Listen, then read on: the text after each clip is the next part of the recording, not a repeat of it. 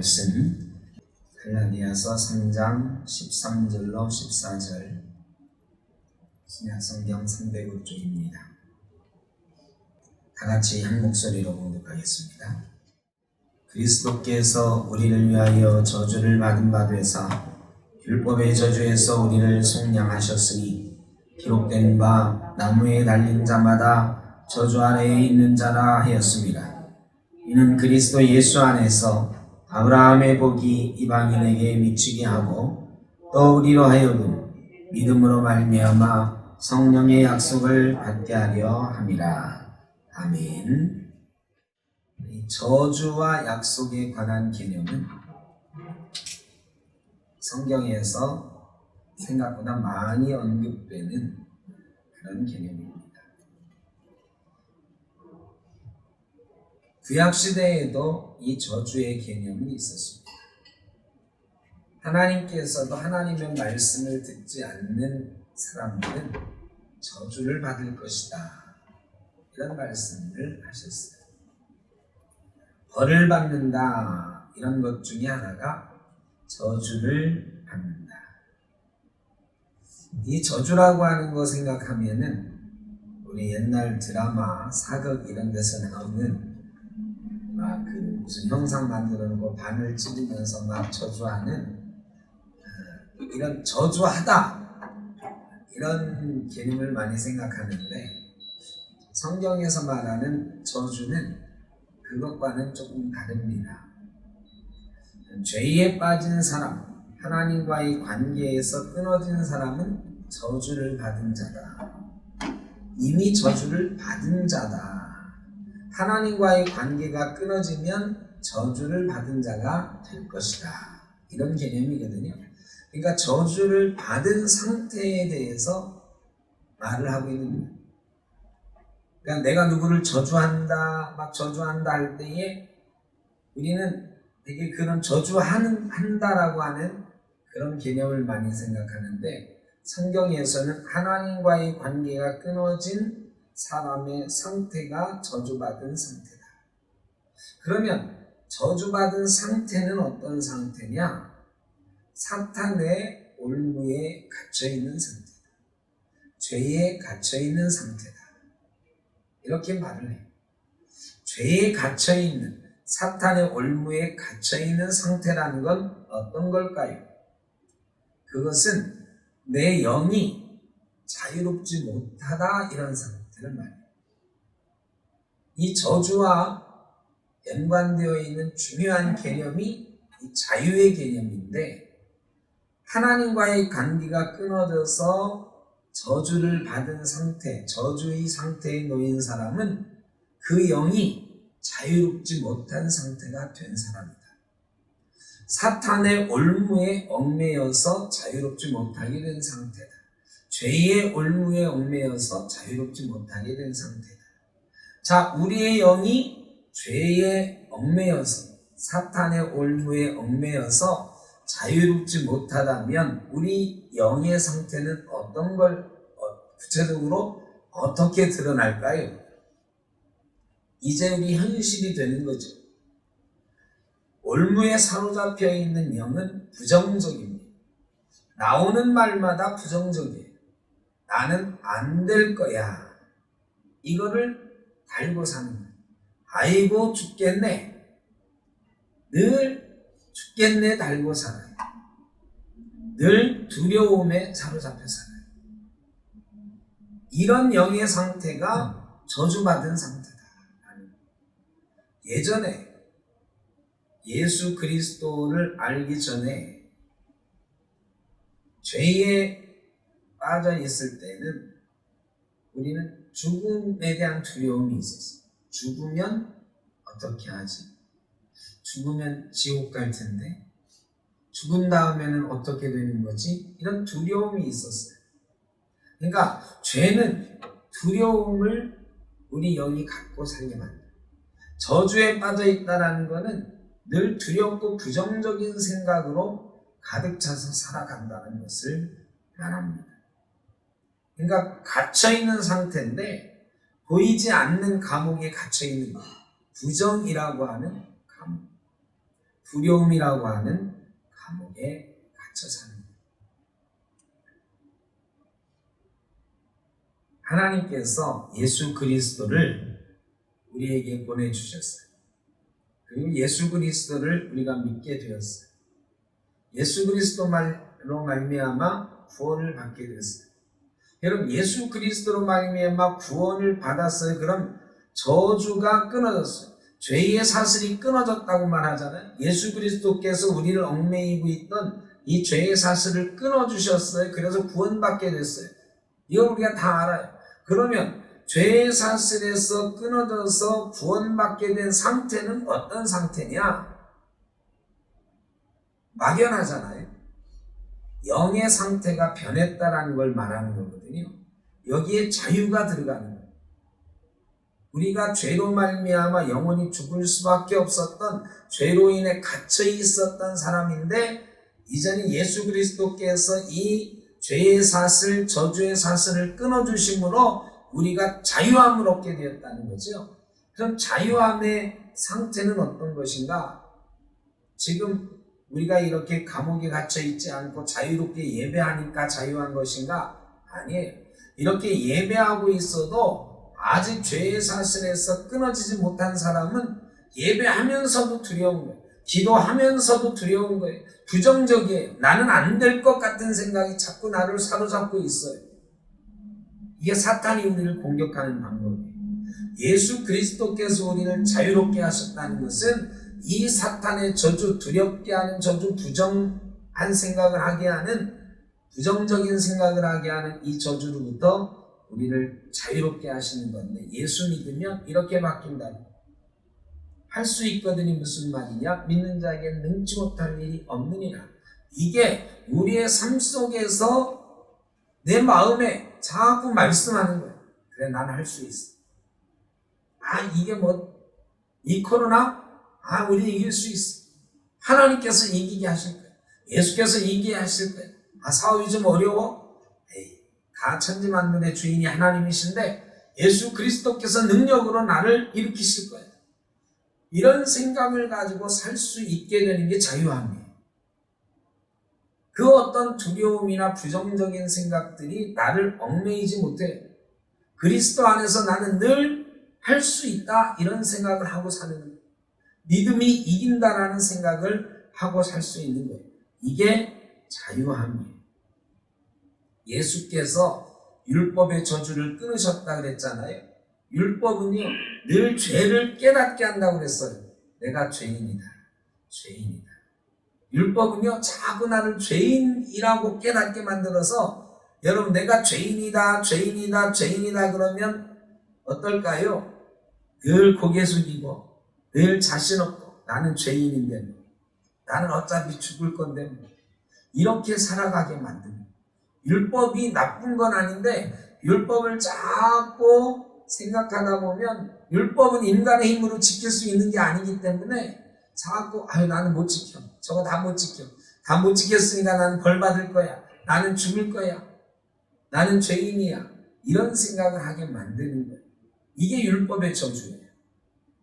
구약시대에는 이 율법의 저주 아래 있었다 그러잖아요. 율법의 저주 아래 있었다는 건 내가 죄인이다라고 하는 부정적인 의식에 사로잡혀, 두려움에 사로잡혀, 내가 죄인이다 그러면 늘 두려운 거예요. 나 오늘 죽으면 지옥 가야, 죄인이잖아. 이런 두려움에 사로잡혀 사는 거예요.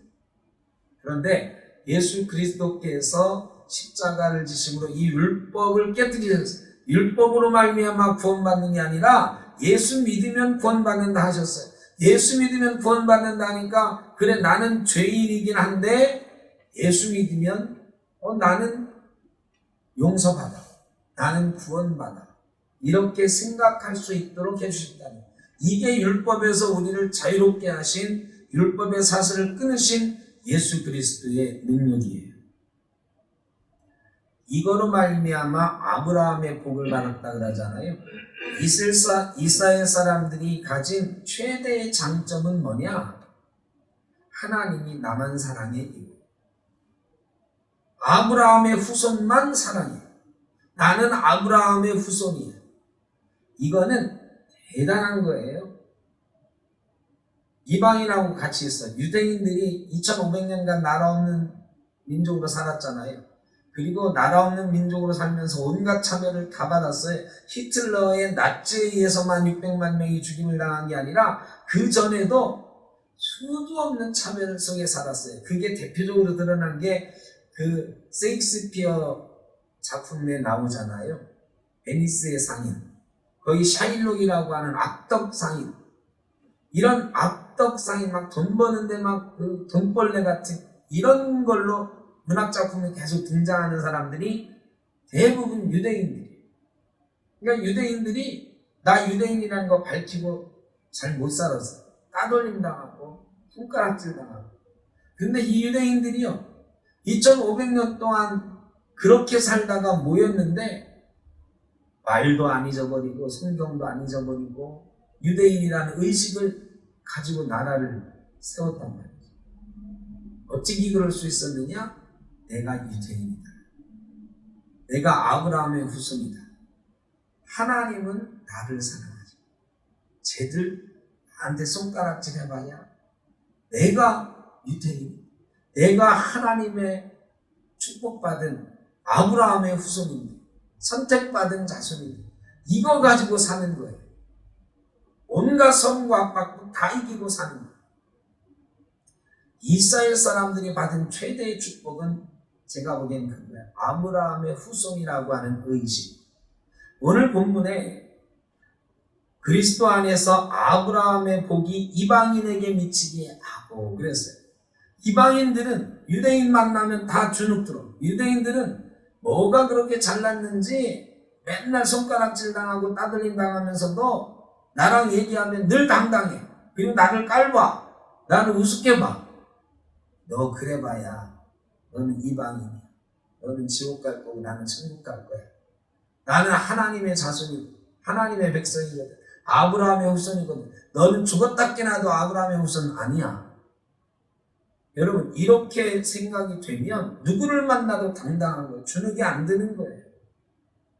유대인들이 그거 가지고 사는 거죠. 이게 시오니즘으로 발전됐고 나라를 세우게 된 거죠. 예수 믿으면 이 아브라함의 복이 이방인에게 미치게 된다. 우리가 그런 생각 갖고 살게 된다는 거예요. 내가 하나님의 아들이야. 하나님의 딸이야. 내가 예수님의 형제야. 이 생각 가지고 살게 된다는 거예요.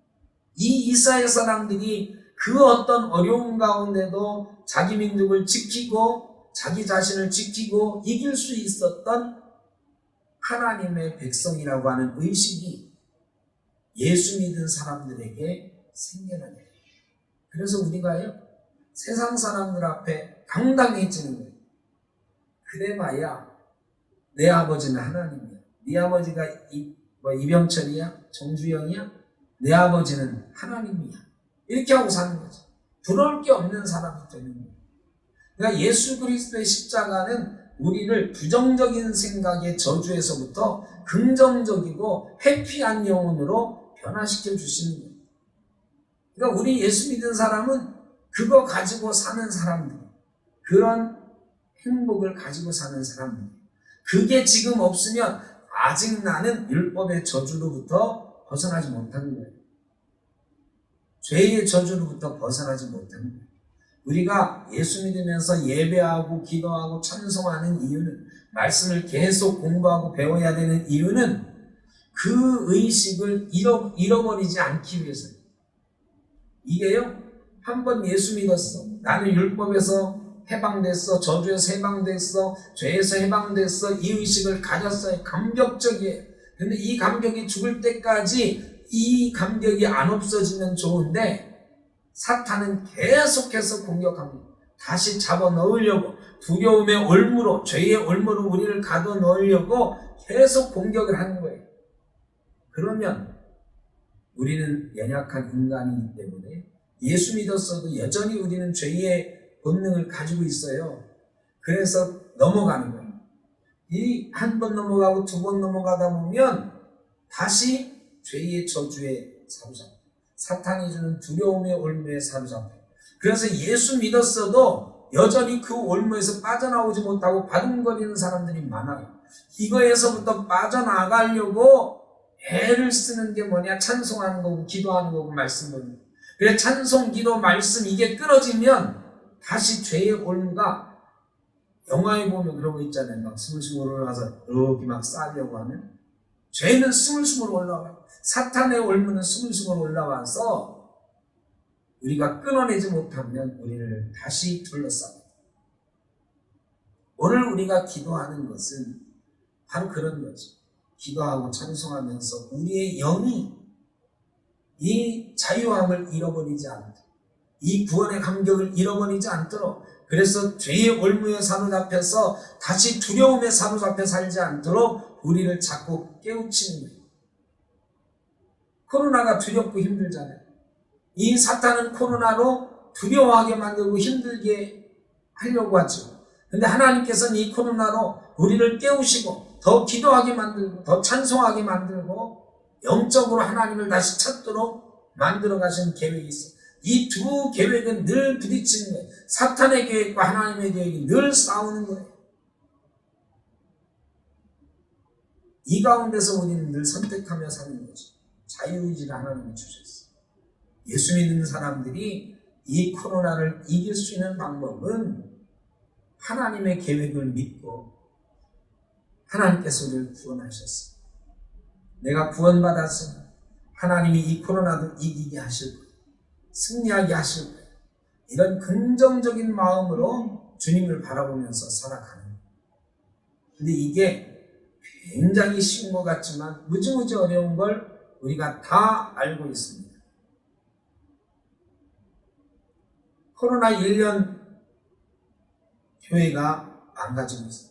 처음에는 세상이 교회를 망가뜨린다고 생각을 했어요. 핍박한다고 생각을 했어요. 그런데 이제는 아니에요. 여러분, 지금 3단계로 올리면 문제가 해결이 되겠습니까? 어떻습니까? 제 생각엔 지금 상태로는 절대 안 됩니다. 저는 올려야 된다고 생각을 하는데 올려도 해결은 안 될 거다 생각이 들어요. 왜? 사람들이요 2.5단계 됐어도 여전히 우리 의식은 1단계에 머물러 있어요. 전철 타고 다니는 사람 숫자가 줄질 않아요.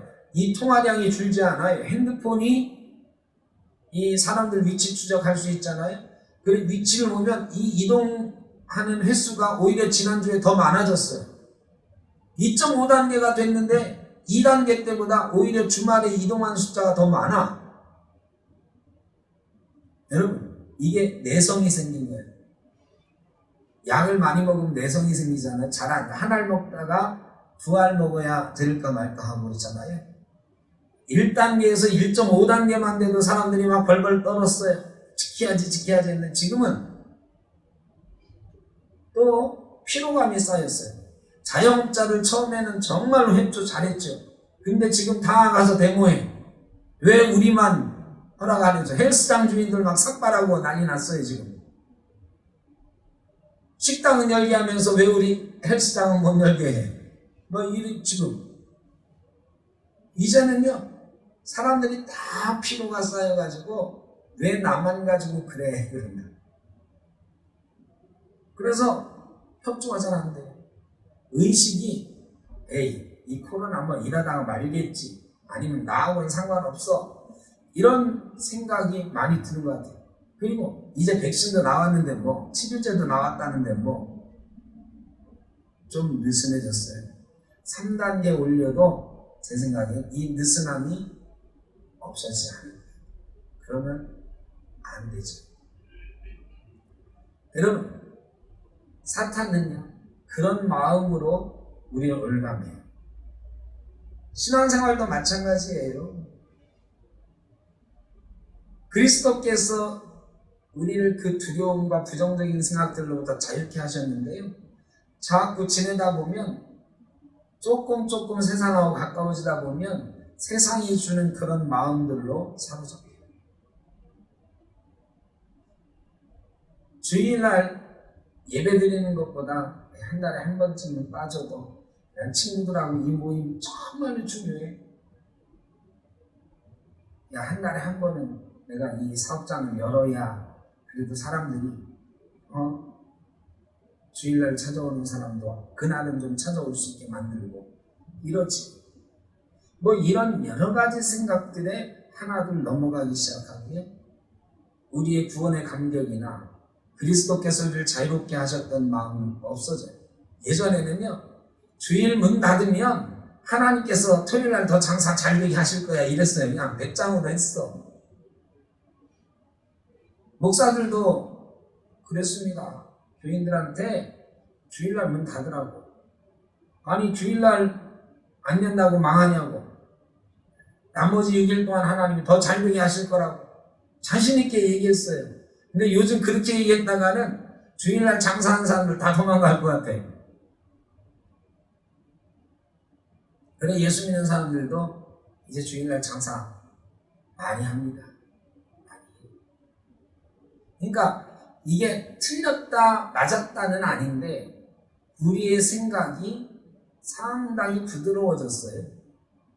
사탄이 주는 유혹에 이 손잡는 게 처음에는 어이구 그랬는데 지금은 슬며시 잡아요.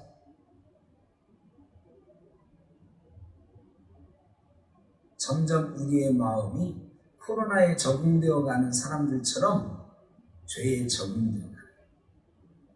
그리스도께서 끊으신 그 죄의 사슬이 옛날에는 끔찍했는데 요즘은 그것도 괜찮은데 저 정도는 괜찮지 않을까? 저건 재밌어 보이는데 저건 좋아 보이는데 이런 것들이 많은 거예요. 우리가 끊어진 것들 보니까. 그래서 우리가 점점 다시 부자유함으로 사탄이 주는 생각들로 돌아가고 있다. 그리스도 예수 안에서 아브라함의 복이 이방인에게 미치게 하고 또 우리로 하여금 믿음으로 말미암아 성령의 약속을 받게 하게 합니다. 우리가 아브라함의 복에서 끝나는 게 아니고 거기서 나아가서 성령의 약속을 받는 존재가 되어야 된다고 성경은 말씀하시고 있는 거죠. 여러분 예수 믿고 구원받았네? 이거는 예수 믿는 사람들 다 누리는 복이에요. 그런데 이게 성령의 약속으로 나아가지 못한 사람들은 그 복을 누리는 것 같다가 무너지고 누리는 것 같다 무너지고 그래요. 주님께서 제자들에게 예루살렘을 떠나지 말고 성령이 임할 때까지 기다리라고 하셨거든요. 우리도요, 이 성령의 약속에 들어가지 못하면 언제 어떻게 될지 몰라요. 예수님의 제자들이 예수님 부활하셨다는 소식을 막 전하러 가려고 했을 거예요. 땅끝까지 이르러 내 증인이 되라고 하셨으니까. 그런데 땅끝까지 이르러 내 증인이 되기 전에 예루살렘에서 기다려라 약속하신 성령이 오실 때까지 주님이 그렇게 명령하셨어요. 그리고 성령 받고 나서야 제자들이 주의 증인이 되기 시작했어요. 이게 중요한 것입니다. 구원받았다고 해서 부활의 주님을 만났다고 해서 다 그리스도의 증인 될 수 있는 건 아니에요. 그런 능력을 갖게 되는 건 아니에요. 그 다음에는 성령의 약속을 받아야 돼요. 약속하신 성령이 우리에게 임해야 되고 성령의 열매들이 우리 가운데 있어져야 그 구원의 감격을 매일 전하면서 살 수 있는 거지. 저주에서 약속으로 나아가야 돼요. 저주에서 구원으로가 아니라 저주에서 약속으로 해요. 저주와 구원과 약속, 이 3단계가 있는 거예요. 우리는 죄의 저주에 있었다가 구원의 단계에 이르렀던 사람들이 이 단계에서 성령의 약속으로 나아가야 된다는 거죠. 성령의 약속으로 나아가기 위해서 부단히 노력해야 돼요. 제자들이 예루살렘을 떠나지 않고 마가의 다락방에서 백신문도가 모여서 함께 기도했던 것처럼 성령은 부단한 노력 가운데 우리 가운데 찾아오시죠. 물론 하나님께서 특별한 은혜로 주시는 분도 있지만 요즘 그런 사람 별로 없는 것 같아요. 우리 예수 믿는 사람도요, 성령의 약속으로 나아가기 위해서 부단히 노력해야 돼요. 그런데 우리 코로나 때문에 그 노력들 집에서 열심히 하고 계실지 모르겠어요. 여러분 어떻게 생각하십니까? 집에 계시는 분들 어떠십니까? 그래도 집에서 이거 보고 같이 기도해야 되겠다 하는 분들은 정말로 애쓰는 분들이죠. 그런데요, 이 조회수가 딱 드러나잖아요. 조회수가 점점 줄어요. 처음에는 막 영상으로 한다 막 그러니까 주일 예배에 뭐 이런 것들에 대해서 사람들이 집에서 열심히 막 보고 그래서. 근데 그게 잘 되나요? 1년쯤 되다 보니까요, 조회수가 자꾸 줄어요. 그리고 막 보다가, 실시간으로 보다가 숫자가 막 변동이 생겨. 보다 말다 또 하고 막 그래요. 이게 느슨해지는 거예요. 이런 가운데 우리가 성령의 약속으로 나아갈 수 있을까? 쉽지 않다. 정말 쉽지 않은 시대가 됐어요. 오늘 저와 여러분은 복받은 사람입니다. 그래도 성령의 약속 가운데 나가자고 이렇게 모였잖아요. 우리는 일단 기회를 얻고 있는 사람입니다. 그 기회의 문을 열어낸 사람들이에요. 집에서 예배하고 계시는 분들도 이 기회의 문을 어떻게든 여셔야 됩니다. 그래서 이 성령의 약속으로 나아갈 수 있어야 돼요. 아브라함의 복에 그치지 말고 성령의 약속도 받을 수 있는 저와 여러분 되시길 주의 이름으로 축복합니다. 성령의 약속을 받아야 날마다 저주에서 올무를 끊으신 그 구원의 감격을 누리면서 살 수 있는, 한 번 누렸던 구원의 감격 가지고는 어림도 없어요. 누리고 또 체험하고 또 체험해야 되는데 그것은 성령께서 하시는 일이다. 성령의 약속으로 나아갈 수 있는 저와 여러분 되시길 바랍니다. 오늘도 저와 여러분이 그리스도를 바라보고 우리를 자유케 하시는 십자가를 바라보고 성령의 약속까지 나아갈 수 있는 복을 누리실 수 있기를 주의 이름으로 축복합니다. 하나님, 승리의 기쁨을 안고 나아갑니다. 승리의 확신 가운데 나갑니다. 다시는 율법의 저주 아래, 사탄의 저주 아래, 죄의 저주 아래 매이지 않게 하시고 주께서 승리하게 하셨으니 아브라함의 후손으로 자유함을 누리게 하시고 성령의 약속으로 충만케 하셔서 날마다 구원의 기쁨을 잃지 않고 살아가는 저희 되게 하여 주시옵소서. 그 어떤 것도 우리를 무릎 꿇지 않게 하여 주시고 죄로 인하여, 고통으로 인하여, 병으로 인하여, 코로나로 인하여 무릎 꿇지 않고 온전히 주님 바라보며 일어나 주님께로 나아갈 수 있는 주의 자녀들 되게 하여 주시옵소서. 이제는 우리 주 예수 그리스도의 크신 은혜와 아버지 하나님의 무한하신 사랑하심과 성령의 감화 감동하시며 충만하신 역사가 교통하시며 저주에서 약속으로 나아가기를 간절히 바라고 이미 나간 줄로 믿고 나아가는 주의 사랑하는 자녀들 머리 위에, 가정 위에, 자녀손들 위에, 흩어져 있는 우리 성도교회 모든 권속들과 코로나로 인하여 고통당하는 이웃들과 코로나와 대항하여 싸우고 있는 의료진들과 수고하는 이들 가운데 영원토록 함께 하시기를 간절히 축원하옵나이다. 아멘.